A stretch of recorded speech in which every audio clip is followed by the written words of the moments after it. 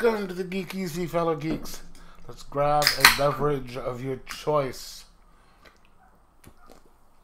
because today we're going to be doing something kind of unpleasant. Reviewing Blue Beetle, the movie. Yes, I guess I'm kind of already spoiling what I think of it, but wow, I had no intention of seeing this movie. I had heard stories, I've heard people saying things about it, and it just reminded me so much of what they're saying about The Flash. You have all the critics saying, "Oh, it's the best DC movie ever. It's fantastic." And the fans, it's just love it, love it, love it, love it, love it, love it, love it, love it, love it. And then you hear, other people saying, "Dude, what the hell?" But today was National Cinema Day or something like that, so they're showing it for $4. And my friend wanted to go see it. He's a good friend of mine, is autistic, and we go to movies together. And so we went, and at least one of us enjoyed it. Let's go over some thoughts. Now, we have Jaime Reyes, the central character, who is just one of the many stock characters in these type of movies. This one kind of goes overboard in involving these type of characters in there. We have Jaime Reyes. He is the typical square good guy. He's the first person to go into his family to go to college, and he's square and not hip and uncool, but caring. And then we've got the other person who is generally the cool, laid back person who calls everybody bro. But this is his sister, so it's different because it's a girl. She calls everybody bro. And she's flippant and and cool and funny, but she has no desire to be square like him. And then we have the paranoid uncle who hates the government and thinks the government is up to everything and hates corporations. And then we have the wise and caring parents who, despite things being tough,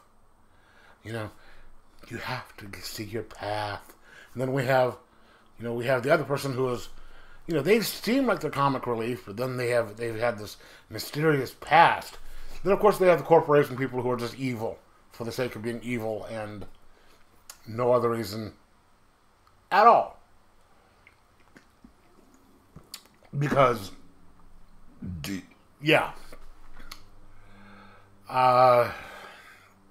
it's stock, cardboard stock characters, nothing new, nothing interesting. We got Jaime Reyes. He finds, due to certain plot armor things in the plot, he gets sent to Cord Industries looking for a job because he had been fired from his other job because by the CEO of Court Industries, played by Susan Sarandon, the evil for the sake of evil character, and so Ted Kord's daughter says, "Hey, come here, and I'll get you I'll get you a new job." And of course, she had no intention of doing it, and that sets up him getting the scarab, and sets the rest of the plot in motion.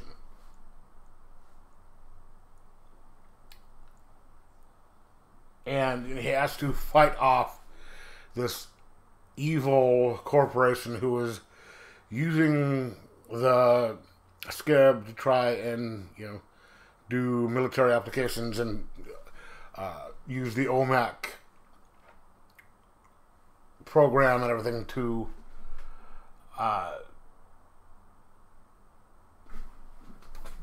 become the take over the world or whatever.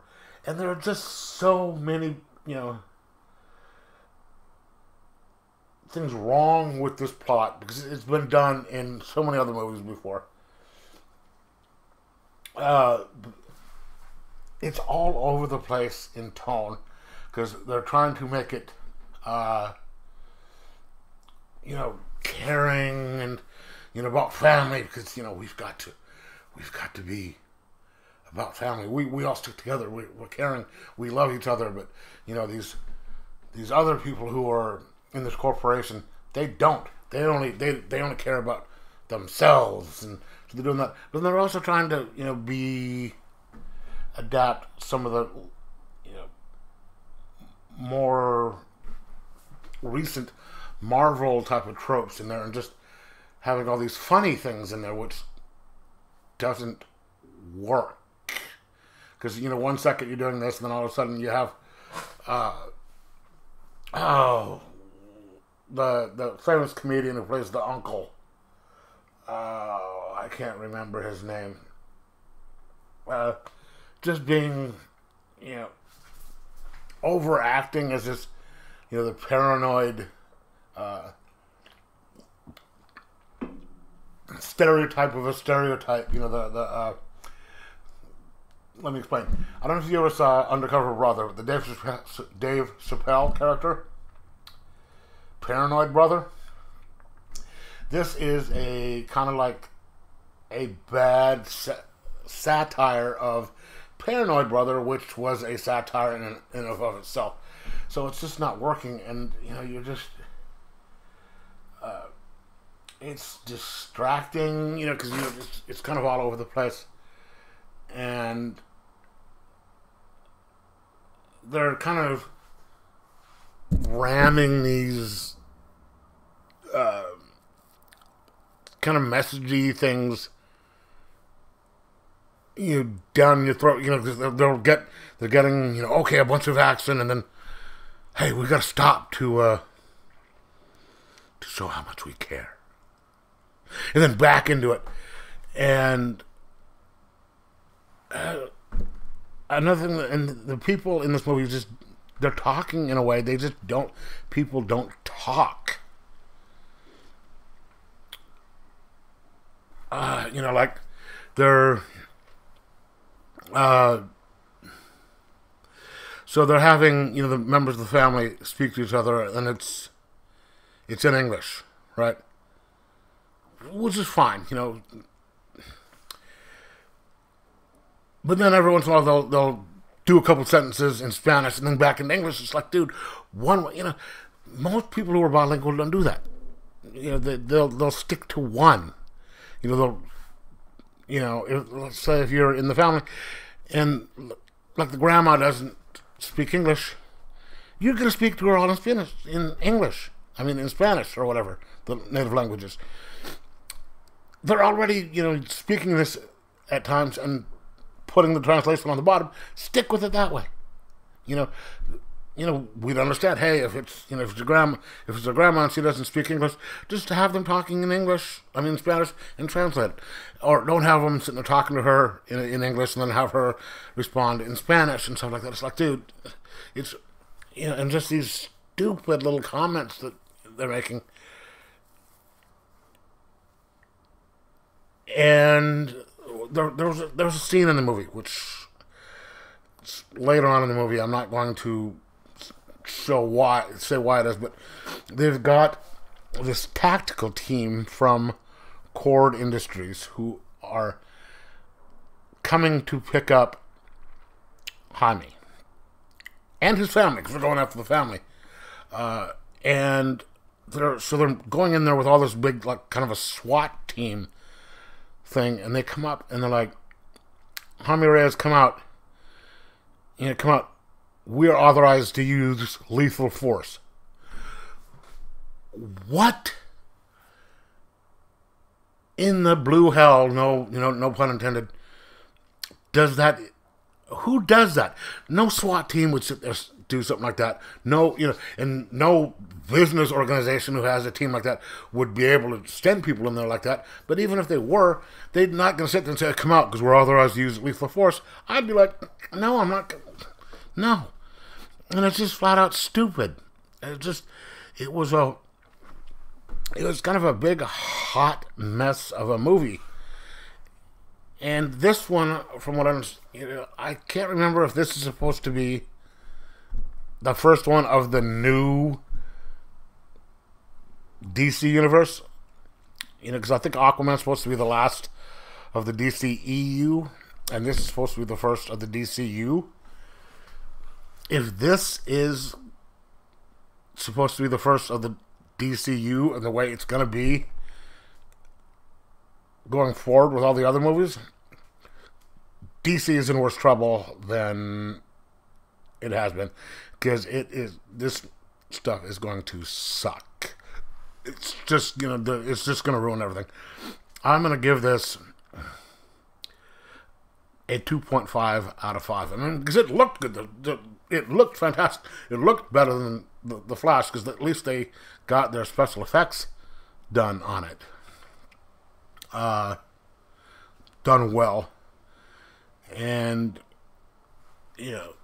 there were moments of good acting. Despite it being badly written. But it just wasn't a good movie. So I'm going to give this a 2.5 out of 5. And just say, do not bother, don't go, because it's just going to make your head explode. It's a little better than The Flash, but that's a really low bar.